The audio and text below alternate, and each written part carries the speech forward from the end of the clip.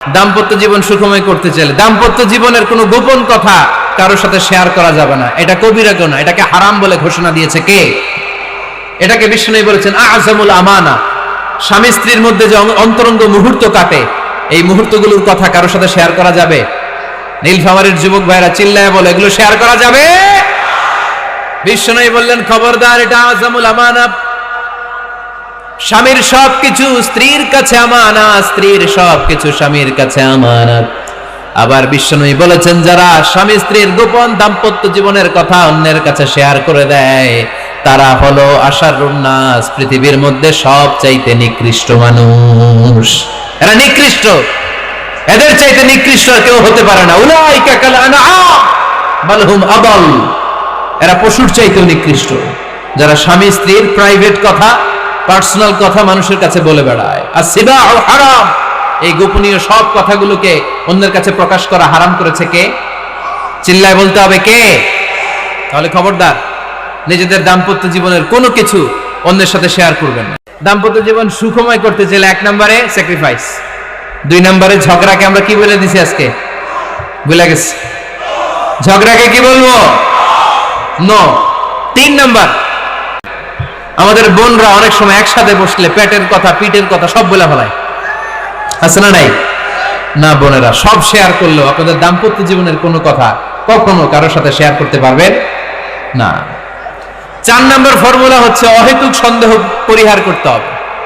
অনেক স্ত্রী আছে স্বামীরা খালি সন্দেহ করে, আছে না নাই? নীলফামারীতে এই সমস্যা নাই? আছে?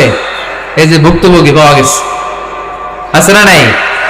আছে, খালি সন্দেহ করে। এই তুমি ওদিকে তাকাইলে কেন? ওই বেটির দিকে তাকাইলে কেন? এই তোমার মোবাইল দাও, কারে ফোন দিলা দেখি?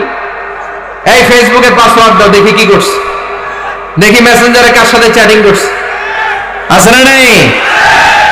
এই যে অহেতুক সন্দেহ আপনার ফ্যামিলিটারে জাহান্নামের টুকরা বানায় দিবে। আবার অনেক স্বামী আছে স্ত্রীকে খালি সন্দেহ করে, এদিকে তাকালে সন্দেহ করে, ওদিকে তাকালে সন্দেহ করে, বাসায় থাকলেও সন্দেহ, বাইরে গেলেও সন্দেহ। এরকম আছে না নাই? না, অহেতুক সন্দেহ এটা পরিহার করবেন। এই সন্দেহ খুব খারাপ জিনিস। আমি ব্যক্তিগতভাবে অনেক কেস এরকম হ্যান্ডেল করেছি। এসে বলে হুজুর খালি সন্দেহ করে, এটা একটা রোগ। এটা কি? আপনার ফ্যামিলিটারে শেষ করে দেবে। এই জন্য অহেতুক সন্দেহ পরিহার করবেন। হ্যাঁ, সত্যি যদি পরকীয়ার কোনো ঘটনা ঘটে থাকে ওটা নিয়ে বসেন, ফেস টু ফেস কথা বলেন, ফ্যামিলি মিটিং করেন, সরাসরি সেটেল করার চেষ্টা করেন। কিন্তু অহেতুক সন্দেহ একটা রোগ। এই রোগ থেকে আল্লাহ তুমি দাম্পত্য জীবনকে বাঁচাও। আমরা আওয়াজ করে পড়বো আমিন। 5 নাম্বার, স্বামী স্ত্রী একে অপরকে আল্লাহর বিধান স্মরণ করায় দিবে। স্বামী যদি ফজরের সময় ঘুমায় থাকে, স্ত্রী ডেকে দেওয়ার দরকার আছে না নাই? আবার স্ত্রী যদি ঘুমায় থাকে, স্বামীর ডেকে দেওয়ার দরকার আছে না নাই? কোন স্বামী যাবে জান্নাতে, তার স্ত্রী যাবে জাহান্নামে। আবার স্ত্রী হবে জান্নাতি, স্বামী যাবে জাহান্নামে। এরকম আমরা চাই নাকি? আমরা যখন জান্নাতে যাব, আমার স্ত্রীর হাত ধরে একসাথে জান্নাতে ঢুকতে চাই, ঠিক কিনা? আবার আমার স্ত্রী যখন জান্নাতে যাবে, সে একা ঢুকতে পছন্দ করবে? এজন্য আমরা দুনিয়াতে যেমনি এক ছাদের নিচে, এক জায়গায়, এক বাড়িতে, জান্নাতেও আমরা এক বাড়িতে থাকতে চাই। আওয়াজ করে বলতে হবে ঠিক কিনা? এজন্য গবেষকরা বলেছে, স্বামী স্ত্রীর ভালোবাসাটাকে তারা বলে লাভ পিরামিড। কি পিরামিড? লাভ পিরামিড। এই ত্রিভুজ আকৃতির। কিরে ভাই? আচ্ছা, লাভ পিরামিড, ত্রিভুজ আকৃতির, ট্রায়াঙ্গেল। আপনারা ত্রিভুজ চিনেন? কথা কয় না। ত্রিভুজের কয় কোণা? কয় কোণা? 3 কোণা। এই যে এরকম, তাই না? এজন্য স্বামী স্ত্রীর ভালোবাসাটাকে বলে লাভ পিরামিড। উপরে এরকম সমুদ্রের মতো না, উপরে থাকে আল্লাহ, আর ডানে স্বামী, বায়ে স্ত্রী। এই 2 কোণায় স্বামী স্ত্রী, আর উপরের কোণায় আল্লাহ। স্বামী স্ত্রী যদি আল্লাহর আনুগত্যের দিকে যেতে চায়, যতই তারা the couple come to Allah, they come closer to each other. তারা যদি আল্লাহর কাছাকাছি যায়, তারা নিজেরাও কাছাকাছি হয়, ঠিক কিনা? তারা আল্লাহর কাছে যেতে যেতে যেতে যেতে আল্লাহর ইবাদতে যদি একেবারে আল্লাহর কাছে চলে যায়, তারা নিজেরাও কাছাকাছি চলে যায়, ঠিক কিনা? আর তারা আল্লাহর আনুগত্য থেকে যত দূরে সরে, তারা নিজেরাও নিজেদের থেকে তত দূরে সরে পড়ে। চিল্লায় বলেন ঠিক কিনা? লাভ পিরামিড এটা।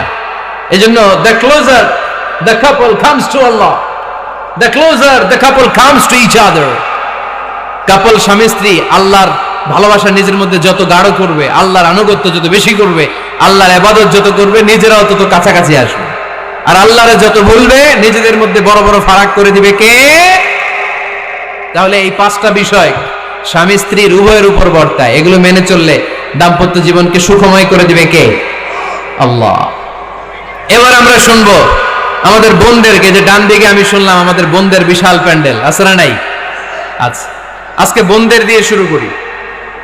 স্ত্রীদেরকে আল্লাহ কি দায়িত্ব দিয়েছে একটা ফ্যামিলিকে সুন্দর করতে, একটা দাম্পত্য জীবনকে সুন্দর করতে? স্ত্রীর 1 নম্বর দায়িত্ব হচ্ছে she should make a comfort to her husband. স্ত্রীর উচিত স্বামীর জন্য ঘরটাকে প্রশান্তির নীড় বানিয়ে রাখা। কি বানিয়ে রাখা? প্রশান্তির নীড়। স্ত্রী হওয়া উচিত এমন যাকে দেখলে স্বামীর চোখ জুড়ায়, স্বামীর প্রাণ জুড়িয়ে যায়, স্বামীর হৃদয়টা ঠান্ডা হয়ে যায়, ঠিক কিনা? আর স্ত্রীর দিকে তাকালে যদি মেজাজ গরম হয়ে যায়, মেজাজ খিটখিটে হয়ে যায়, ঝামেলা আছে না নাই? ঝামেলা আছে। এজন্য মেহেরবানি করে আমাদের বোনরা যারা, এমন কোনো কাজ করবেন না যেটা স্বামীর মেজাজকে খিটখিটে করে দেয়। কারণ আল্লাহ তাআলা আপনাদেরকে তৈরি করেছে লিতাসকুনু ইলাইহা, স্বামী আপনার কাছে গেলেই যেন তার হৃদয়টা প্রশান্ত হয়ে যায়, ঠিক কিনা?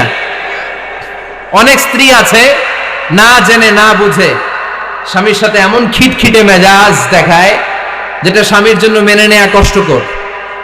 আমি একটা জরিপে পড়েছি, পৃথিবীর অনেক স্বামী স্ত্রীর কারণে হার্ট অ্যাটাক করে মারা যায়।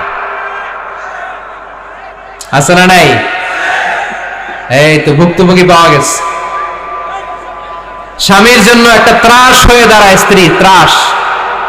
অনেক স্বামী আছে স্ত্রীর এরকম আচরণের কারণে, অতিরিক্ত প্রেসার ক্রিয়েট করার কারণে স্ত্রীদেরকে ভয় পায়। অনেক স্ত্রী আছে স্বামী ঘরে ঢুকলেই ঘরে আটা নাই, রুটি নাই, চাল নাই, ডাল নাই, এটা লাগবে ওইটা লাগবে, ওখানে যেতে হবে, একটার পর একটা ফিরিস্তি বলে বেড়ায়। আছে না নাই? না, এটা করবেন না। আপনার কি লাগবে এই সব দায়িত্ব আল্লাহ তাআলা স্বামীকে দিয়েছে। স্বামীকে জানাবেন, তবে ধীরে সুস্থে, ধীরে সুস্থে স্বামীর জন্য ঘরটাকে এমন করে রাখতে হবে যেন ঘরে ঢুকলেই স্বামীর হৃদয়টারে প্রশান্ত করে দেয় কে?